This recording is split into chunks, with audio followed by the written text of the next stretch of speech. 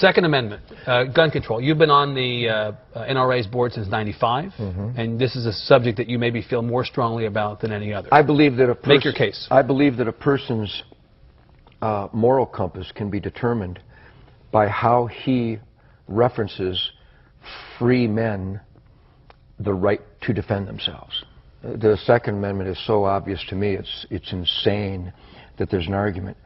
God gave, let's pretend there is no document. Let's pretend brave families didn't leave the tyrants and the slave drivers of Europe so that they could practice the religion of their choice, so that they could speak out without being murdered, that they could produce wool without the king's men coming and taking it from them every season of harvest. Let's pretend none of that happened. Let's just pretend this guy named Ted Nugent parachuted onto Earth and woke up one morning and saw these wonderful resources and had dreams of excellence and being the best that I could be. I don't need a document, and I don't need another man to explain to me that I have the right to defend my gift of life. And that there is an argument in America from Hillary Clinton, from Barbara Boxer, Dianne Feinstein, from a whole gaggle of numbnuts who would try to tell me they will dictate where, how, and if I can defend myself. I find that preposterous. I find it unacceptable, and I will not accept it. I am a free man. Don't tread on me. A good, law-abiding citizen, not convicted of a felon. The Second Amendment of our Bill of Rights is my concealed weapons permit. Period. That's it? That's it.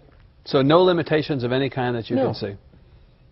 None. That's it. The limitation should be, instead of arresting people for molesting children 24 times, I would rather the dad walked into the room, found a person molesting that child, and blew his brains out. I would rather that the lady in Massachusetts last month who was taking her daughter to soccer, who was carjacked by a recidivistic maggot who'd been in the prison system all his life but was let out again because we feel sorry for him. Maybe he had a bad childhood. Instead of her being hijacked and murdered, I'd rather she just shot the bastard dead.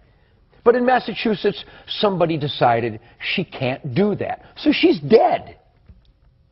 I would rather she was alive and the carjacker was dead. I'm weird.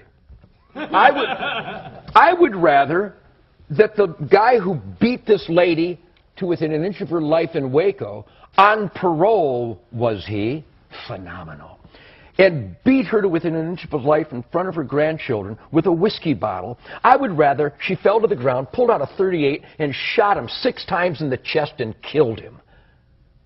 Am I weird? Because the guy is going to get out again. I don't like repeat offenders. I like dead offenders.